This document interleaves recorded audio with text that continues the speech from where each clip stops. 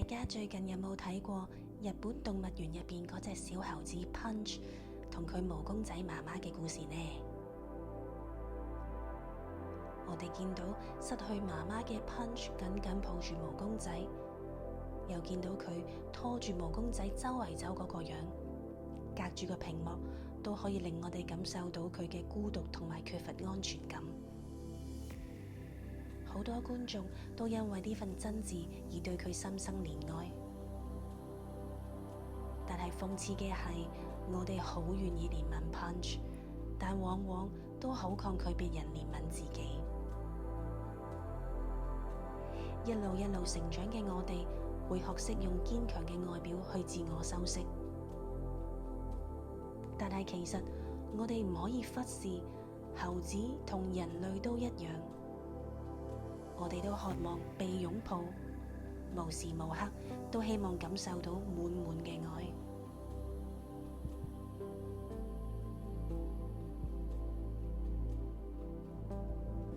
當我哋每日用修飾嘅外表去面對世界，粗糙而堅硬嘅外殼難免不被理解，又或者已經傷滿咗稜角。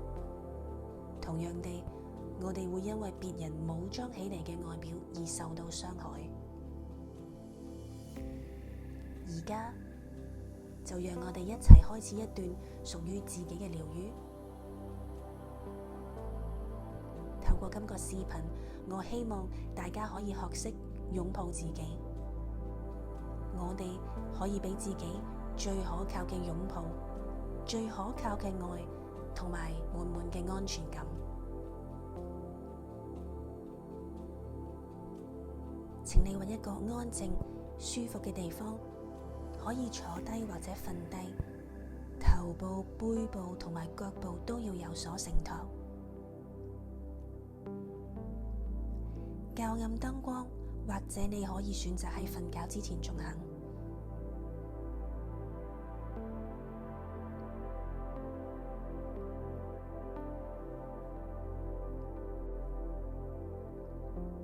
而家慢慢放鬆身體，專注你嘅呼吸。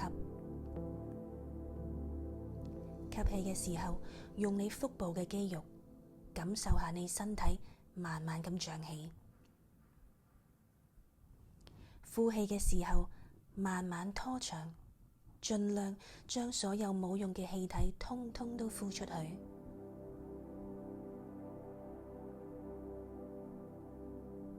繼續專注呼吸，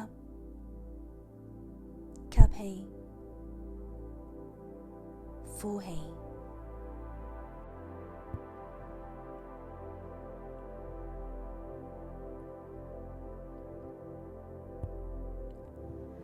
最後一個深呼吸，盡量放鬆你嘅身體。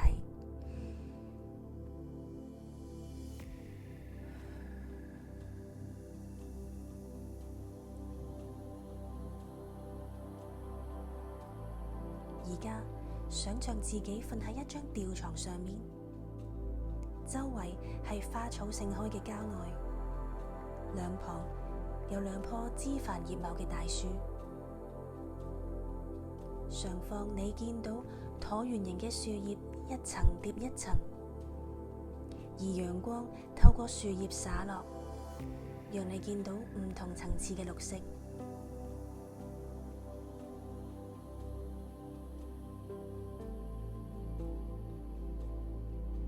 吊床輕輕咁搖晃，一左一右，你覺得你身體入邊多餘嘅冇用嘅嘢都可以隨住每一下嘅搖晃甩出去身體之外。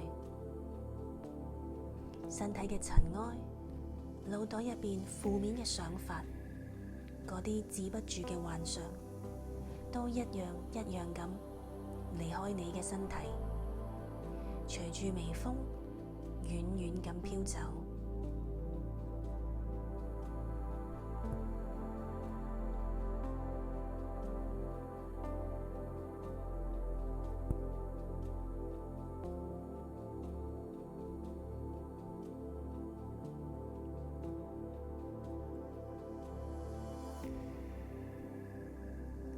你覺得你自己身體越嚟越乾淨，越嚟越純粹，好似又比剛才變得更加輕盈。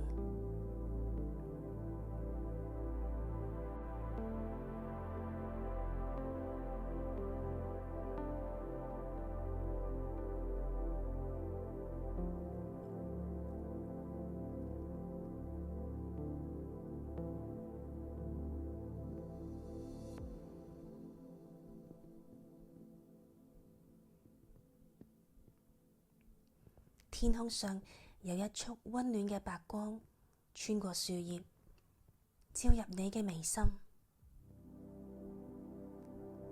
你知道，你同大自然嘅萬物一樣，光嘅能量可以令你變得更豐盛茁壯。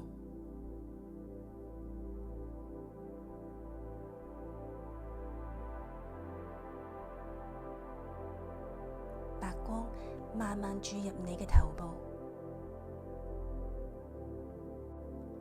滋養放鬆你嘅頭皮，跟住眼睛落到去面頰，進入你嘅口腔、肩頸，然後往下灌滿咗你嘅心臟。隨住每一下心跳，血液帶住白光流遍全身，安撫你每個細胞同埋神經。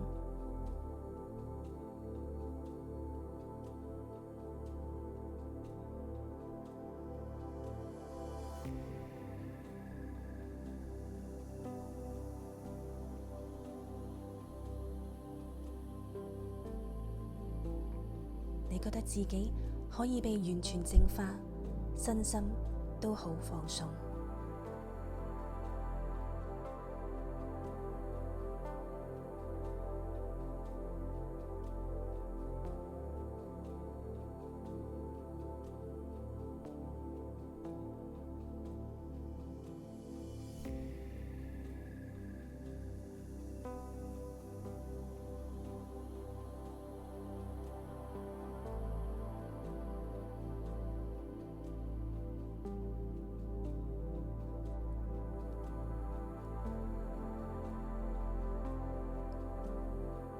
而家你感受到一個全新嘅自己，你可以好輕鬆咁起身，走落吊床。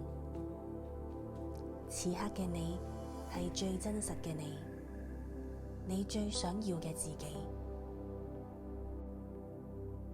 你可以係一個你冇見過嘅形象、體態，唔限制於男或者女，可以係高大或者矮小，成熟嘅或者係好似小孩一樣嘅你。你唔需要想象，唔需要建構，你只係需要慢慢咁接受出現喺你身體嘅特徵。你會着住你覺得最舒服嘅衫，頭上邊係最適合呢個環境嘅髮型。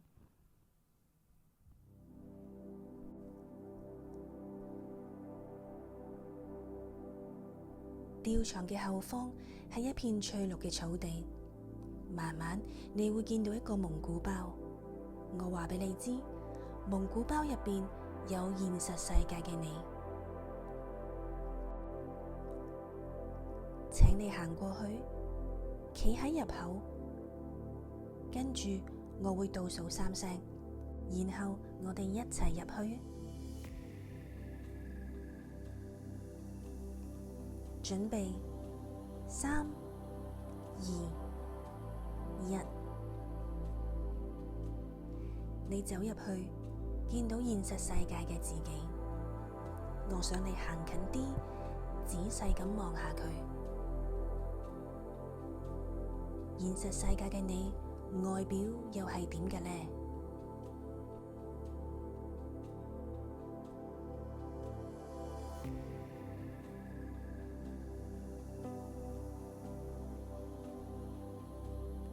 你過去俾一個大大嘅擁抱佢，一隻手放喺佢嘅頭部，安撫下佢，話俾佢知辛苦晒啦，能夠處身喺呢一個世界，一啲都唔容易。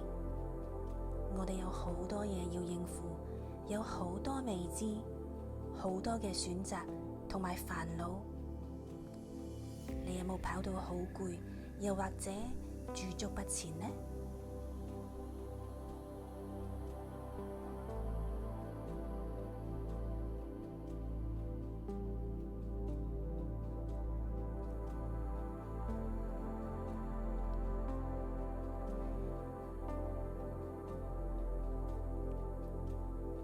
你喺佢眼睛入邊見到嘅內心世界又係點嘅呢？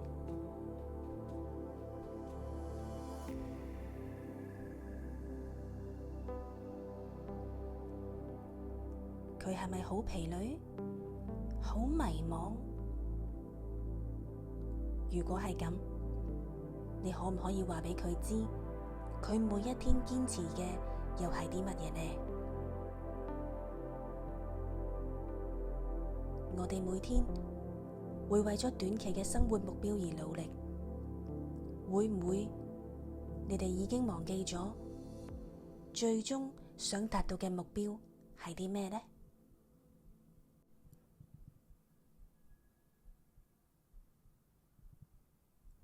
可唔可以放慢啲腳步啊？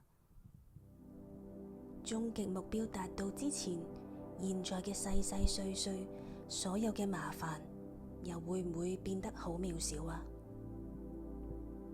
又或者嗰一個終極嘅目標對你嚟講，又係咪真係咁重要呢？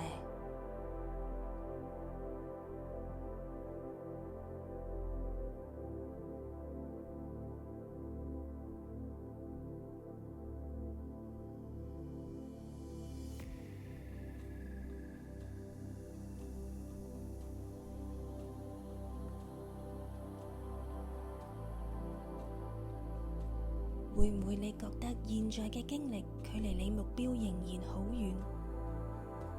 但係呢一啲經歷有冇讓你更了解自己嘅需要呢？沿途嘅風景有冇一啲嘅部分都好值得你欣賞，屬於珍貴嘅回憶啊？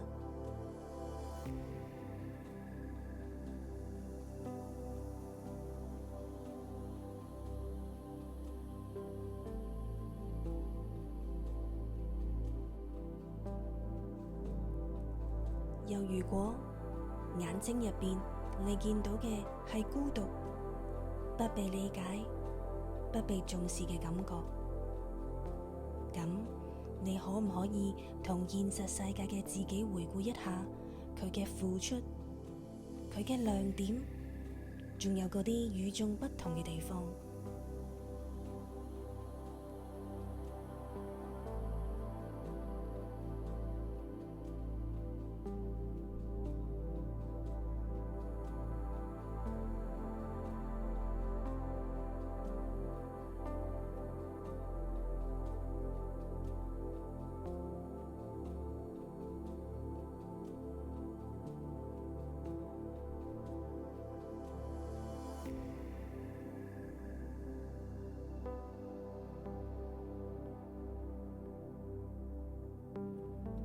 你話俾佢知，佢做嘅所有嘢都係值得被珍惜嘅。佢總會遇到一個需要呢一啲亮點嘅人，而付出嘅過程中，佢學習到嘅都係屬於佢嘅，可以幫佢建構一個更強大、更完善嘅自己。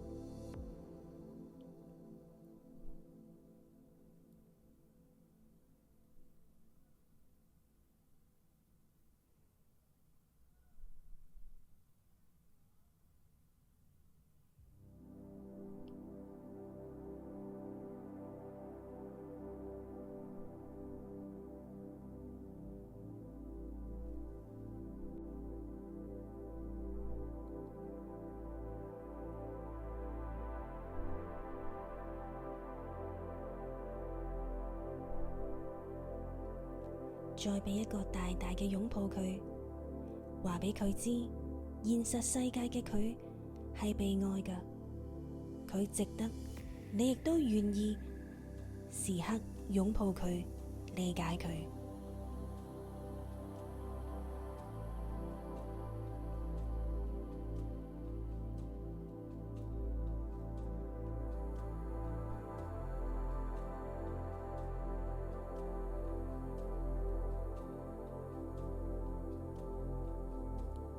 休息過後，明天你哋可以重新出發，用最積極、飽滿嘅能量，好好咁面對生活。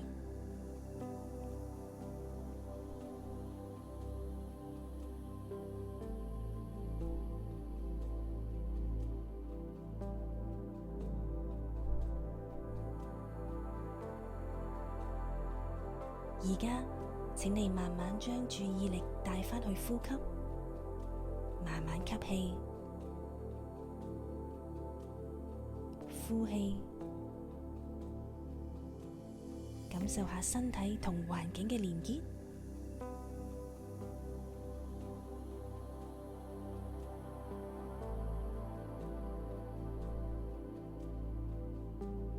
當你準備好，可以慢慢張開眼睛，帶住呢一份平靜同埋安全感，返返去你身體所處嘅空間。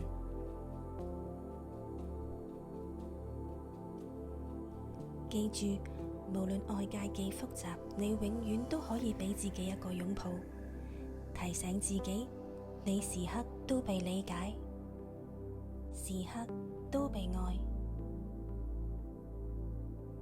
今次嘅視頻嚟到呢一度，拜拜。